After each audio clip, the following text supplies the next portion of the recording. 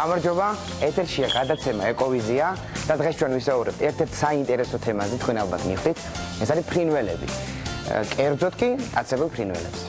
დღევანდელ გადაცემაში თქვენ ნახავთ. გაიგებთ, თუ რომელი მტაცებელი ფრინველია ყველაზე სწრაფი. იცოდით, რომ საქართველოში მტაცებელი ფრინველები საფრთხის წინაშე არიან.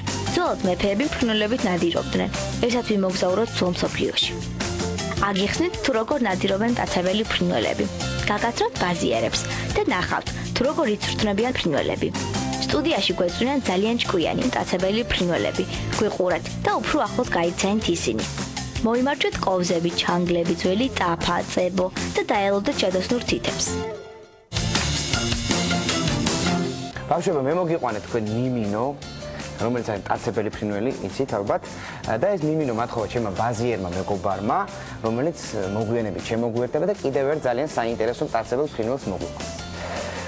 მოდი დღეს კი ვისაუბროთ, როგორც თქვით, მტაცებელ ფრინველებზე. მე მგონი კარგი თემაა რა? ხო. კარგი, რა ვიცით აბა მტაცებელი ფრინველების შესახებ, დათუნა? მე ვიცი, რომ მტაცებელი ფრინველების 300-მდე სახეობა არსებობს.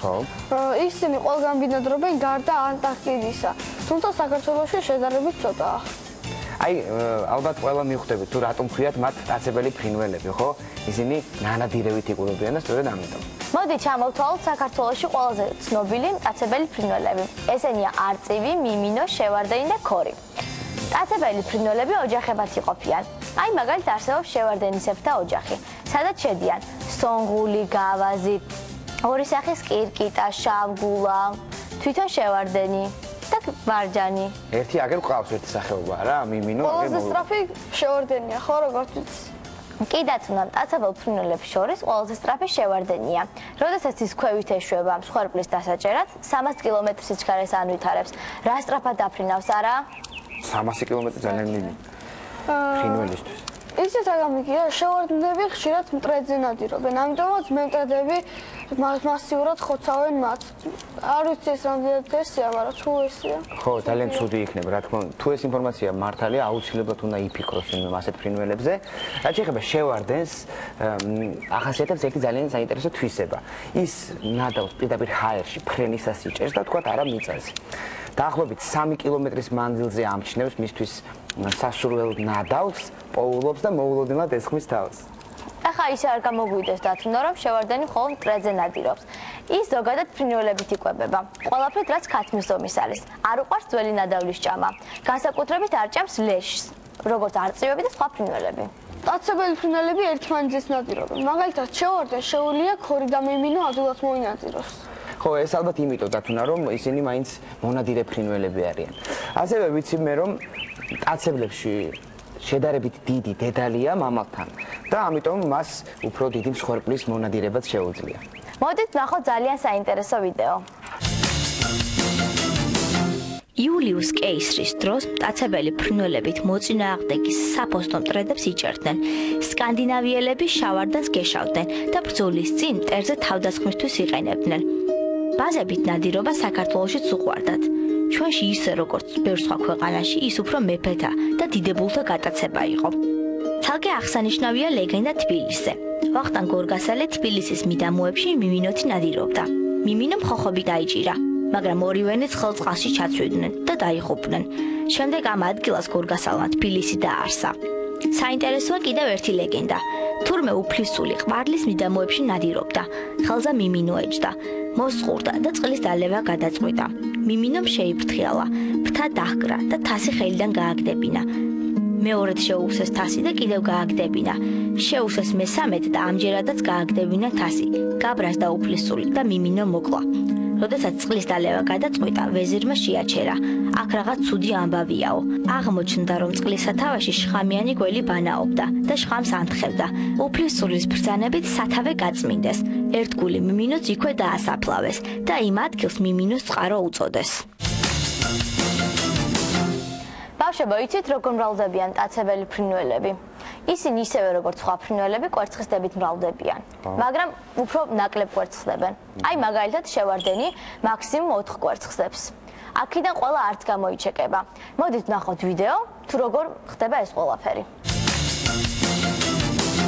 მტაცებელ ფრინველებს შორის გამორჩეულია არწივი. ის მძლავრი აგებულების ფრინველია. ხშირად მისი ფრთების შლილი 2 მეტრს აღწევს. მახვილის სმენა და კარგი მხედველობა აქვს. იკვებება მღრღნელებით, გველებით, მცირე ზომის ძუძუმწოვრებით. საქართველოში გავრცელებულ არწივებს შორის ყველაზე დიდი მთის არწივია. ყაზახეთში მთის არწივებს მელიებზე და მგლებზე სანადიროდ იყენებენ. ბუნებაში არწივების რაოდენობა შემცირებულია. ამიტომ ბევრ მათგანს წითელი ნუსხა იცავს. ჰაერში მონავარდე გავას იშვიათად ვუნახავთ, რადგან ეს ფრინველი ადამიანის უგუნური ქმედებების გამო გადაშენების პირას არის. გავაზი ტყეში ბინადრობს, თუმცა ზოგჯერ კლდოვან ადგილებში შეიძლება შეგხვდეთ. იკვებება მღრღნელებით, ხვლიკებით და მწერებით. მიმინო მცირე ზომის მტაცებელი ფრინველია, ფიცხი ხასიათი აქვს, იკვებება მღრღნელებით, პატარა ჩიტებით, ქვეწარმავლებით, ნადირობს დღისით, სანადიროდ გაშლილ ადგილებს ირჩევს. ნადირობისას სხვადასხვა მანევრს იყენებს, მას შეუძლია მსხვერპლი გაკიდებით დაიჭიროს, ან ჰაერიდან უეცრად დაესხეს თავს. მიმინოები გადამფრენი ფრინველები არიან და მიგრაციის დროს აფრიკისკენ მიფრინავენ. ქორი ტყიან ადგილებში ბინადრობს, საკვების მოსაპოვებლად კი გაშლილ ადგილებში ჩამოდის. იკვებება ფრინველებით. ქორი ჰაერში ფრენისას ფრინველებს ხეზე ან მიწაზე დაჯდომას აიძულებს და შემდეგ მათ ბრჭყალებით იჭერს.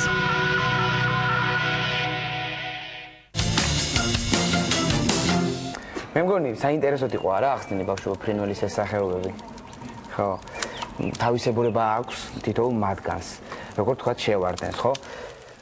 ბავშვები, მე გამიგია რომ ჩვენთან საქართველოში ძალიან უჭირთ მტაცებელი ფრინველების ამოცნობა. სადაც უფრო მეტიც ბრაკონიერები ნადირობის დროს ისე ხოცავენ სხვადასხვა მტაცებელ ფრინველებს, რომ მათ არც კი იციან რას კლავენ. ეს ძალიან ცუდი ფაქტია. მოდი გიორგი, ამიტომ კიდევ რამოდენიმე მტაცებელ ფრინველზე ვისაუბროთ და ნახოთ ვიდეო.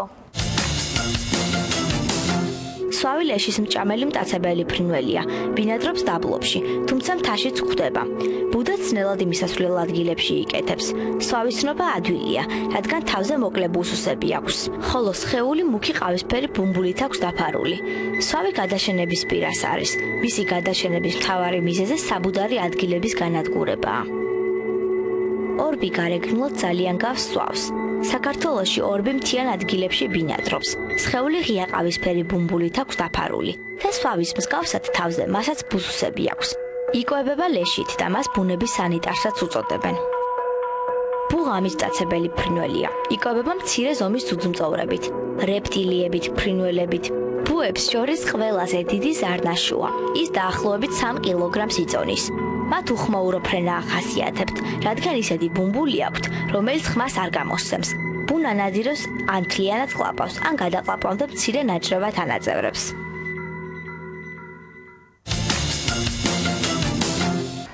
ბავშვები, ჩვენ ქვეყანაში დაშვებულია ფრინველებით ფრინველებზე ნადირობა. ანუ დათუნა ეს რას ნიშნავს ეს საუხსნად?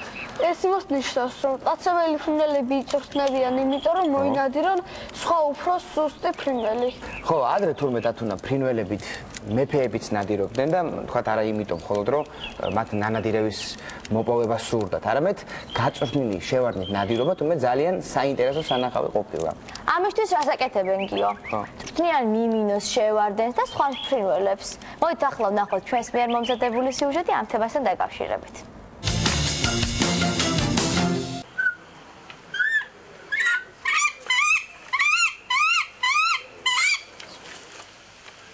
ყობა არის ბაზიერი და მან 2 დღეა დაიჭირა ქათმის ქორი და ცდილობს რომ მოიშინაუროს და გაწვრთნას, ხო? 10 წელი ბაზიერობ, ამინდა უფროს ხალხი რო იყო ბაზიერები, ისეთი წარჩინებული ბაზიერები იყო. და რთულია ამის მოშინაურება გაწვრთნა. თუ არ იცი შეიძლება დაგაზიანოს. საადრო თუ გავყავს ის უნდა იყოს სადღაც 1 დღის მშიერი. ვიჭერთ პატარას ვაკენკინებთ, ისე ვუშვებთ ფრინველზე რა. ნუ დავიჭერთ. ნადირობთ ძაღლით და ამით. არ გვჭირდება თოფი და არანაირი სხვა რამ. ჩვენ ვცდილობთ რომ არ დავკარგოთ ეს ტრადიცია და უფრთხილდებით ბუნებასაც და ფრინველსაც. ამას სეზონის ბოლოს, ოქტომბრის 15-ისთვის ვუშვებ რომ ფრინველს არ ჩამორჩევს, რაც მიედინება იმ კანას და იმას გაყვეს.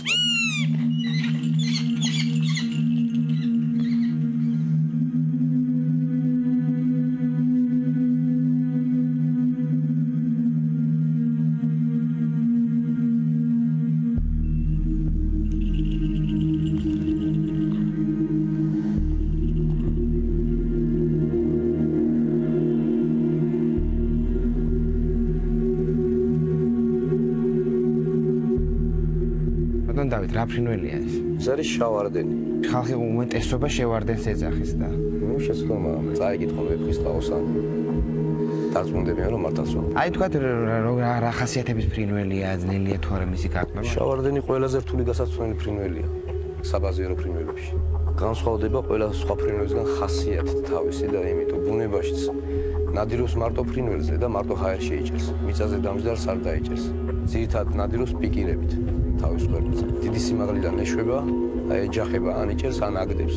და შემდეგ უკვე ჭამს. ამ ხელა სიჩქარეზე საკმაოდ მანევრირებადია თან. უბრალოდ ნადირობს ღია გაშლილ ადგილებში, ტყეში ამ სიჩქარეს ფრინველი უბრალოდ ვერ ნადირობს. და რა განაპირობებდა იმას, რომ ესეთი დიდი დაინტერესება იყო შევარდენის ნადირობა? მაშინ სხვა იარაღი არ იყო ფრინველის მოსაპოვებლად. ეხლა მშვილდის რიც სიტყვაზე მწყრის მოკვლა ცოტა არ იყოს რთულია რა და მიმინოთი მწყრის დაჭერა კარგია.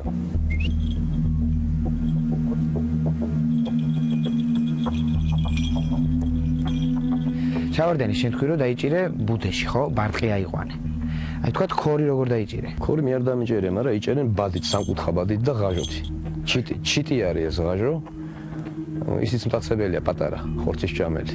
ნუ რო ხედავს მტაცებელს თავისებურ ხმებს გამოცემს. ნუ გაგებინებს რომ რაღაცა არის რა, დასაჭერი. მაგითია კაი. რომელ ჯოხსაც გიზის, იმას ააგდებენ ხოლმე ბაზერები ფეთქებას ვეძახით. და ძაფით არის ერთი მოკლე ძაფით დაბმული. და რო ფართხალებს ეს და ჯოხზე დაждდომას რო ცდილობს, იქცევს მტაცებლის ყურადღებას. და მოდის ბადეში პირდაპირ. მე ამ ღაჟოს აცლიან ჯოხიანად და ქორი და მიმინო რჩება ბადეში. მე იწყება საბაზირო პროცესი სრული. აი რა განსხვავებაა თქვათ აი შავარდენსა წეღა რომელიც გვყავდა ჩვენ და ამათ შორის ხასიათებში რა განსხვავებაა? აი მაგალითად შავარდენი ხო ნახეთ როგორი შვიდი არის.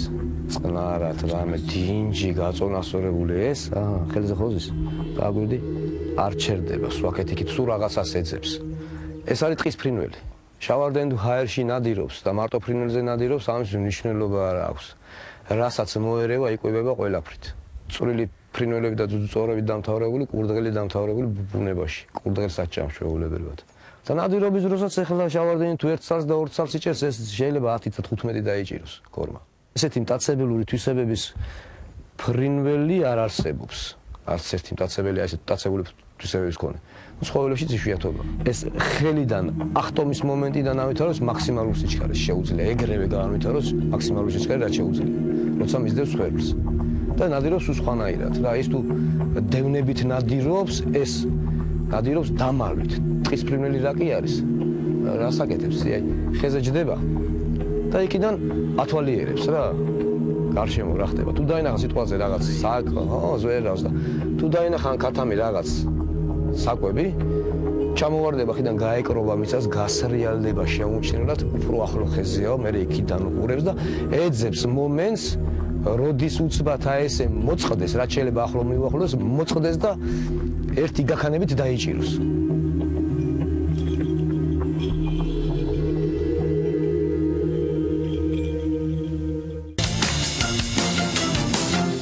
დავრუნდით ეთერში სტუმრებთან ერთად და ჩვენი სტუმრები არიან ბაზიერები, ბექა ელიაშვილი და ბიძინა ფურცელაძე და როგორც დაგვირდით, მათ მოიყვანეს ძალიან საინტერესო ფრინველები.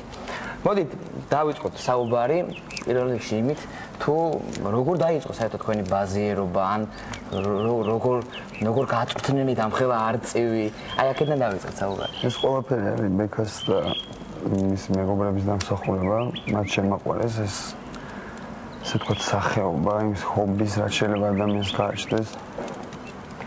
შემაყვარეს თვითონ ფრინველი, ცოტა სხვა სახით დამანახეს, ანუ აბსოლუტურად რომ ეს არ არის უბრალოდ მტაცებელი, რომელიც უნდა მოკლა და ამაში არის რაღაც საინტერესო მომენტები, რითიც შეიძლება ადამიანმა სიამოვნება მიიღო. თან არის ისტორიული ფაქტი ნადირობისა ეს სახეობა თვითონ ბაზიერობა. ხო, ბაზიერობა ეს ძალიან დიდ დროს მოიწოდა. დიდი ტრადიცია და აქედან გამომდინარე მოხდა ჩემი ამათი სხვანაირად აღქმა და როგორც მარტო ფრინველი მოკლა ესე არა რა. აქედან გამომდინარე მე დავინტერესდი, რამოდენიმეჯერ დავესწარი ნადირობას, ბიჭები როგორ ავარჯიშებდნენ, როგორ ასწავლიდნენ. ხო. და ეს კონკრეტულად ეს შიტი თვითონ ვერკუტი არწივი მთის ეს ავიყვანეთ ბარტყიდან და იმის მერე ვძდით რა. ეს კი ბარტყობიდანვე აღწა. პატარა იყო ძალიან, კი, ანუ ბუდიდან როგორც გადმოვიდა. ხო. იმ თავიდანვე ვძდით ამას. დაახლოებით რა ასაკის არის ახლა? ეს არის 5 წლის.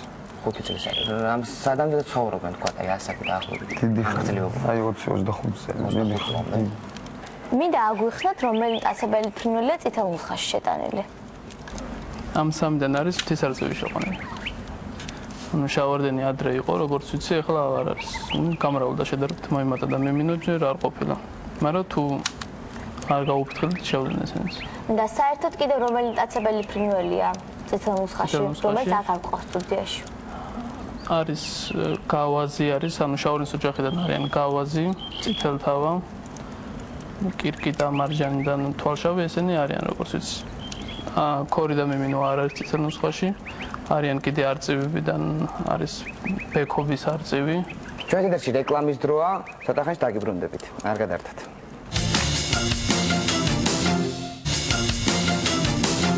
საქართველოში რამდენად არის ისეთი კულტურა, როგორც არის ბაზიერობა? ანუ ეხლა ნენელა ვცდილობ რომ აღვადგინოთ. თორე ერთი პერიოდი აი კომუნისტების დროს საერთოდ აღარ იყო ეს ჩუმჩუმად გეშავდნენ, აკრძალული იყო და ეხლა უკვე ახალი კლუბი ჩამოვაყალიბეთ და ვცდილობ რომ აღვადგინოთ და დავაინტერესოთ ხალხი. ანუ დღეისათვის გაიზარდა მათი სურვილების რიცხვი, ხო? ბაზიერობა. გაიზარდა ძალიან ბევრს აინტერესებს კი. უფრო ახალგაზრდებს და ეგ ვიყარია ზუსტად.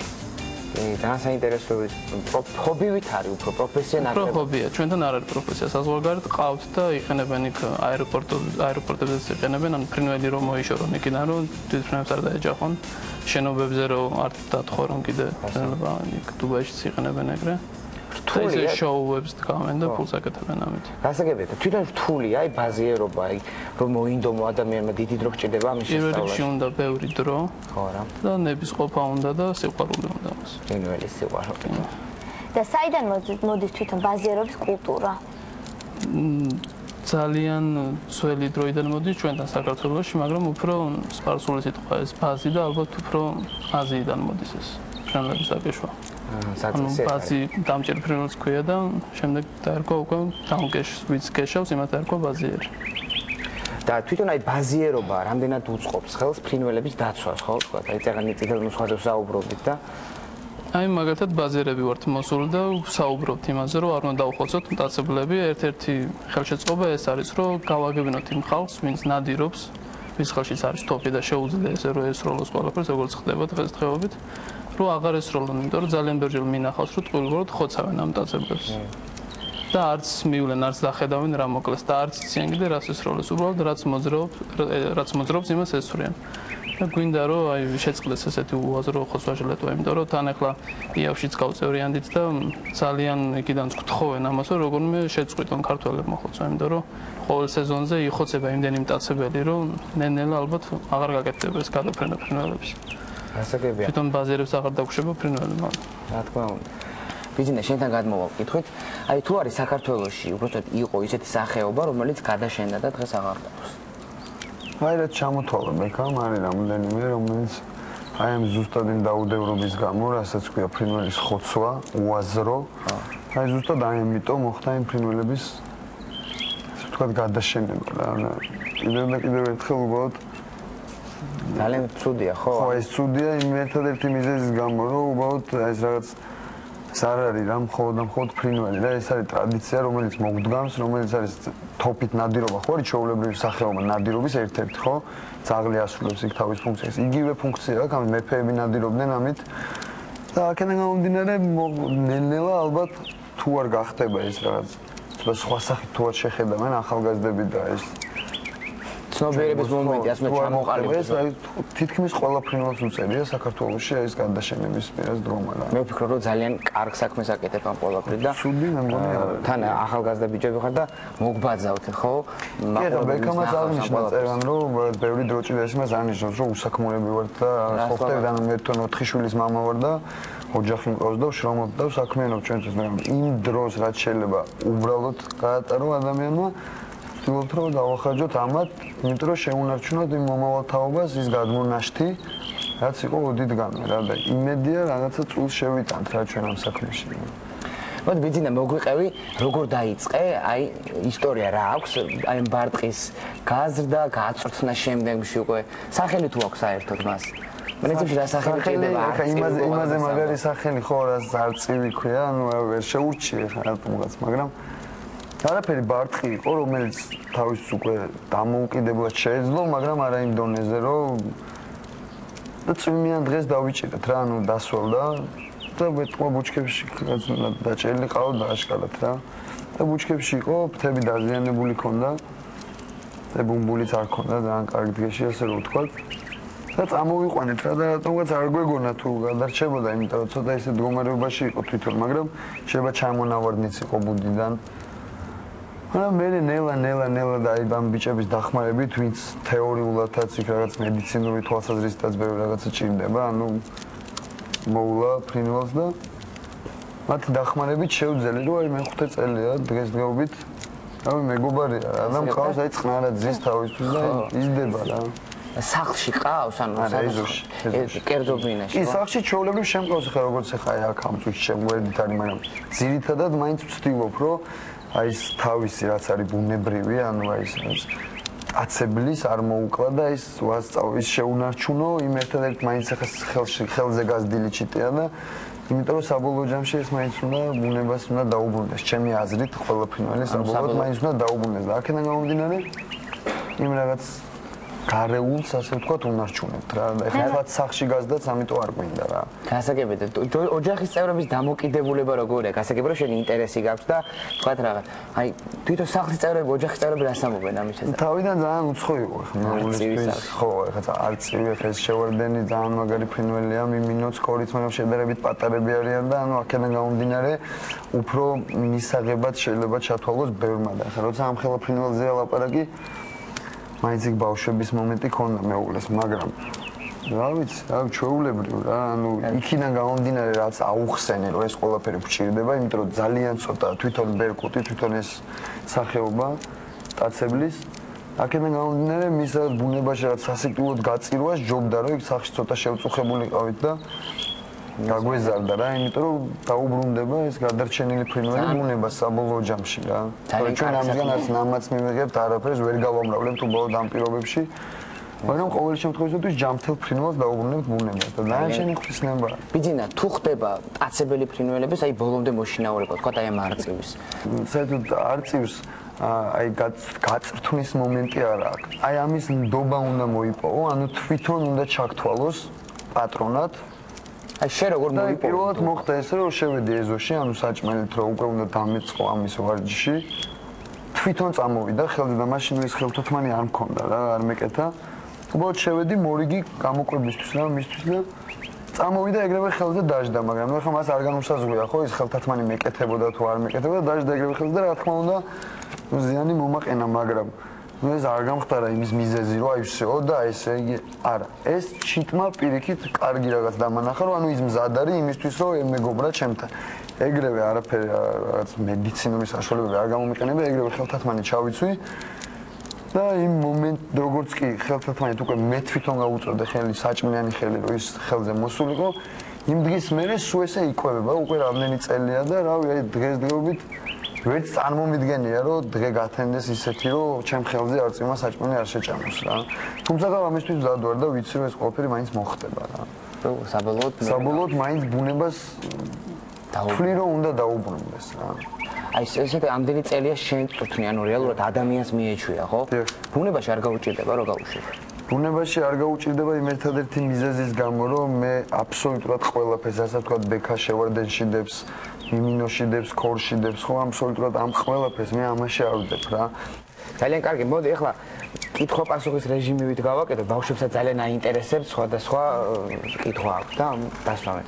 ბექა, საინტერესოა, როგორი მხედველობა აქვთ ფრინველებს, როგორ ახერხებენ ისინი ძალიან მაღალი სიმაღლიდან დაინახონ თავიანთი მსხვერპლი. უყურებენ მხოლოდ ერთ წერტილს, ანუ როგორც ჩვენ რო აღვიქვათ, რომ აი ყველაფერს უყურებთ თანაბრად, ჩვეულებრივ ესენი ასწორებენ მხედველობას მარტო ერთ წერტილზე. და როგორც აი ლინზებია მოწყობილი, ისე აქვს ამასაც თვალში. და ანუ ყველაფერს ხედავს ბუნდოვნად და რასაც უყურებს, იმაზეა გასწორებული ეგრევე ფოკუსი. და ამიტომაც უფრო უადვილდება, რომ მთელი ქონება გადართული იმ ერთ რაღაცაზე. რა როლს ასრულებენ მტაცებელი ფრინველები ბუნებაში? ბუნებაში ასრულებს როლს, როგორც აი მაგალითად ცხოველები, მტაცებლები. ანუ ავადმყოფ ცხოველებს ხო ჭამენ, აი მგელი მაგალითად ცნობილია, რომ იქ ლეშს ჭამს ავადმყოფ ცხოველს და ეგეთ რაღაცას იგივე ესენიც ახლა ესენი ლეშს არ ჭამენ არწივი ჭამს ზოგჯერ ოღონდ იშვიათად ძალიან მაგრამ ლეშს ჭამს ორბი სვავი და ეგეთი კაკაჩები და ეგეთი ფრინველები ესენი კიდე იჭერენ უფრო სუსტ ავადმყოფ ფრინველს და ამით უკვე გამოხშირვა ხდება და გადარჩება უფრო ძლიერი და უფრო ძლიერი სისხლი იქნება და უფრო დიდხანს იცოცხლებს მე ეს სახეობა ამ გამოხშირვას აკეთებენ გასაგებია მე მაინტერესებს როგორ საცხოვრებელ ადგილებს არჩევენ და ინდივიდუალურია თუ არა ეს პროცესი აი მაგალითად ჩავარდიანსაც და არწივსაც თითქმის ყოველთვის ბუდე აქვს გაკეთებული კლდეზე ისეთ ადგილზე სადაც ცხოველი და ადამიანი არა ადამიანი ყველგან მიდის მაგრამ ცხოველი ვერ მიდის მიმინოს და ქორს უყვარს უფრო ხეზე აი მიმინოები რაც მინახე უმეტეს შემთხვევაში არის ფიჭვებზე ფოთოლოვანზე იშვიათად ქორი პირიქით ფოთოლოვანზე იკეთებს ზოგიერთი მიწაზეც იკეთებს ანუ თვითონ ადამიანის აშენებულ მაღალ შენობებზე იკეთებენ კირკიდები მაგალითად და ყველას ეს სხვადასხვა ადგილი გარჩეული როგორია მათი ნადირობის სპეციფიკა ბევრს გონია რომ ისინი ნისკარტს საშუალებით ნადირობენ ნისკარტით ვერ კლავს ფრინველს კლავს ოღონდ აი ეს რასაც ქვია მოკლა და დაჭერა ამით ამ კლანჭებით ახერხებს ამას ახლა ამ არწივმა რომ მოუჭიროს მაგალითად კურდღელს კლანჭები შეიძლება იმით მოკვდეს ეგრე ხო აი რო შეხედოთ თითის ხელა კლანჭები აქვს მაგრამ ნისკარტით მე უკვე იწყებს აი ქორი და მაგალითად მიმინო ცოცხლად ჭამს და შეიძლება ჩაითვალოს მოკლედ ის რომ ანუ ცოცხლად შეჭამა ნისკარტით შეჭამა ხო მაგრამ უფრო დიდი როლი აქვს კლანჭებს ამ ნისკარტით საჭმელად აქვს ანუ რომ დაიჭერს გააკავებს უკვე ძალიან დიდ ზიანს აყენებს ამით მტაცებელი ფრინველი ხშირად ზიანს აყენებს ადამიანის ქონებას და ეს პრობლემა თავიდან როგორ უნდა ავიცილოთ ეს ყოველთვის 90% არის როცა ქორი ესხმის გადამს ეს ხდება უმეტეს შემთხვევაში როცა გადაფრენა არის ფრინველების იწყება ადრე იწყებოდა აგვისტოში და მთავრდებოდა სექტემბრის ბოლოს ახლა ისე შეიცვალა კლიმატები რომ იწყება ხოლმე აგვისტოს ბოლოს სადაც ოქტომბრის შუარწყებამდე გრძელდება ну თუ მაინდა-მაინც ვიღაცას მოკლა უნდა ქორი შეუძლია რომ იმ მომენტში საკუთმეში იყოლიოს ეს კატმები იმიტომ რომ ვიცი უკვე რომ ისე არის შეთხელებული ამ ქორების რაოდენობა რომ მალე ეგენს წითელ ციხეში შევლენ მე მაინტერესებს რომელი მტაცებელი ფრინველია გადამფრენი გადაფრენას აკეთებენ სულ ყველა აბსოლუტურად ოღონდ ახალგაზრდები აი შავარდენი მაგალითად სადაც ცხოვრობს კლდეზე იქიდან არ შორდება შორს არ მიდის არსად თვითონ ამ წყვილი ცხოვრობს იქ როგორც კი გამოიჩეკებიან პატარები და გაიზრდებიან და დაიწყებენ ფრენას და უკვე რომ ხედავს მშობელი რომ ისინი თვითონ მოიპოვებენ საკვებს მე როგორ ცდილობენ რომ იქიდან მოიშორონ ანუ აგდებენ თავის ტერიტორიიდან ისინი აკეთებენ მერე გადაფრენას მაგრამ მომავალ წელს რო ბრუნდება უმეტესი რჩება იმ ადგილზე სადაც აი რო იპოვის თავისუფალ ადგილს კლდეს მე რჩება იქ ბოლომდე ისე უკვე ანუ ასაკენ ფრინველი აღარ აკეთებს გადაფრენას მაინტერესებს რა სახეობის ფრინველი არის აღმოჩენილი ყველაზე დიდი და რა არის ეს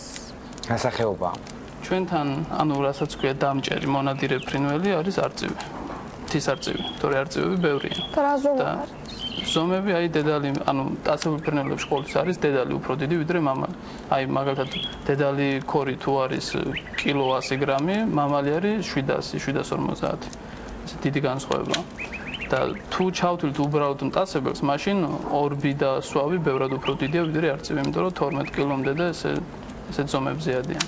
ბიძნახშად ხდება ისე რომ კვერცხიდან ფარტი არ იჩეკება. როგორ ზიანდება კვერცხი? კვერცხის რაღაც გავაკების პროცედურა ეს ბევრ რამეზე შეიძლება იყოს დამოკიდებული და ამაზე მხოლოდ ზუსტი პასუხი არ არსებობს ფაქტიურად. ზე რახან კვერცხებს შევეხეთ, აი რამ დაახლოებით რამდენს დებს ერთ დადებას? მე ძირითადად ახლა რაც ვიცი, აი ბერკუტთან დაკავშირებით კონკრეტულად რაც ყავს, მიუხედავად იმისა, რომ ჩემთან არ გამრავლებულა, აი სამბარტზე მეტი მე ბუდეში არ მინახია რა. ძალიან საინტერესოდ საუბრობთ, მაგრამ სამწუხაროდ ჩვენი გადაცემა მიუახლოვდა დასასრულს. მე მინდა კვლავ შევეხო იმას, რომ ძალიან მაგარ საქმეს ემსახურებით. ძალიან მე იმედი მაქვს, რომ ბევრი ადამიანი ნახავს ჩვენს გადაცემას და გაუჩნდებათ სურვილი იმისა, რომ მოგბაძოთ თქვენ, ხო? ხო. მოდით ახლა ვნახოთ გრაფიკული გამოსახულება. არ დახოცოთ მტაცებელი ფრინველები, რადგან ბუნებაში მათი რაოდენობა შემცირებულია. გაითვალისწინეთ, რომ ისინი რთულად მრავლდებიან. აუხსენეთ სხვებს, თუ რატომ არ შეიძლება მტაცებელ ფრინველებზე ნადირობა. ნუ გაანადგურეთ მტაცებელი ფრინველების ბუდეებს. თუ სადმე ჩამოვარდნილი ბარტყი ნახეთ, დააბრუნოთ ის თავის ბუდეში. სანამ მტაცებელი ფრინველი სახლში წაყვანას გადაწყვეტ, დაფიქრდით, ღირს კი მისი სახლში ყოლა. გახსოვდეთ, ეს ფრინველები რთულად ეგუებიან ტყვეობას. მოდით ახლა შევაჯამოთ ბავშვებო ჩვენ დღევანდელი გადაცემა და რა გავიგეთ ახალი ფრინველების შესახებ, მტაცებელი ფრინველების. გიომე გავიგე ძალიან საინტერესო ის რომ მიუხედავად იმისა რომ მტაცებელი ფრინველები ველურები არიან, ისინი მაინც ბრუნავენ შთამომავლობაზე. ხო. მე ამ გადაცემიდან შევიტყვე, რომ ბუნებაში უამრავი სახეობის მტაცებელი ფრინველი არსებობს. და მათ შორის ერთი შენი თვალით ნახე აგერ, ხო? პირველად ნახე არცი. ამ გადაცემიდან გავიგე რომ ძალიან ცოტა არის შემორჩენილი თუნდაც არწივი და გაფრთხილება ჭირდება მას. უაზროდ ნადირობა არ შეიძლება. მე გავითვალისწინებ რომ მომავალში თუ ნადირობა მომინდა მტაცებელს უეჭველი არ ვესურვ. მე გავიგე ის რომ ძალიან კარგი და კეთილი ბაზიერები ყოლია საქართველოში. ერთ-ერთი მათგანია ჩვენი არწივის პატონი ბიძინა, რომელიც ამბობს რომ მიუხედავად იმისა რომ არწივი ესეთი ჭკვიანი ფრინველია და თანაც ესე მოიშინა უკვე მაინც გაუშვებს ბუნებაში და ეს ჩემი აზრით ძალიან მისასალმებელი და კეთილი და კარგი საქციელი. ასევე ძალიან საინტერესოა ისიც, რომ მტაცებელი ფრინველები ბუნებრივ საინტერესო როლს ასრულებენ. მე ვერასდროს წარმოვიდგენდი თუ ვინმე შეიძლება არწივი მოეშინაურებინა და სახლში ყოლოდა.